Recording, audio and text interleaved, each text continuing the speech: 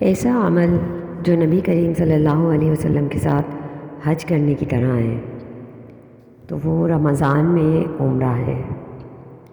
نبی کریم صلی اللہ علیہ وسلم سے صحیح سند سے ثابت ہے کہ آپ نے فرمایا رمضان کا عمرہ حج کی مانند ہے، اور ایک اور جگہ نبی صلی اللہ علیہ وسلم نے فرمایا یا میرے ساتھ حج کرنے کی مانند ہے۔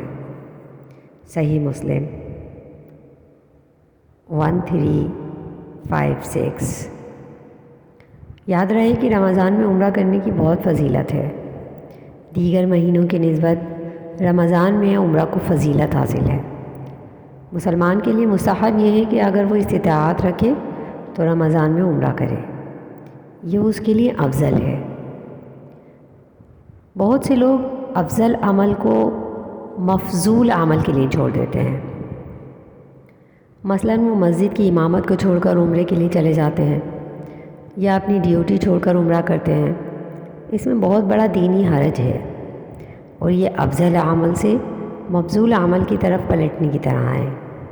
اگر کسی امام مسجد، خطیب، مبلغ اور استاد کا رمضان کے دوران اپنی مسجد یا اپنے حلقہ دعوت و تبلیغ میں رہنا ضروری ہے اور اسے چھوڑ کر جانے میں لوگوں کا دینی نقصان ہو، تو بہتر یہی ہے کہ وہ رمضان کے علاوہ عمرے کی ادائیگی کے لیے روانہ ہو۔ ایک دوسرا مسئلہ یہ ہے کہ بعض لوگ بغیر اجازت کے اپنا کام چھوڑ کر عمرے کے لیے روانہ ہوتے ہیں۔ یہ ایک لحاظ سے گناہ ہے۔ بہتر یہ ہے کہ عمرے پر جانے کے لیے باقاعدہ متعلقہ ذمہ داران سے اجازت لی جائے۔ اگر اجازت نہ ملے تو بہتر یہ ہے کہ نہ جائے۔ بعض لوگ رخصت حاصل کرنے کے لیے جھوٹ بولتے ہیں۔ وہ اپنے آپ کو مریض ظاہر کر کے رخصت حاصل کرتے ہیں یا کوئی اور بہانہ بنا کر اضطراری رخصت لینے کی کوشش کرتے ہیں۔ اس طرح رخصت لے کر عمرے کے لیے چلے جاتے ہیں تو یہ گناہ کا ارتکاب ہے۔ جھوٹ اور دھوکہ دہی کے زمرے میں آتا ہے۔ ایسا کرنے والے حضرات دراصل اللہ کا خوف دل میں نہیں رکھتے، اور نہ ہی ان کے دل میں تقویٰ ہوتا ہے۔ بعض لوگ رمضان میں بار بار عمرہ کرتے ہیں، خصوصاً مکے کے باشندے۔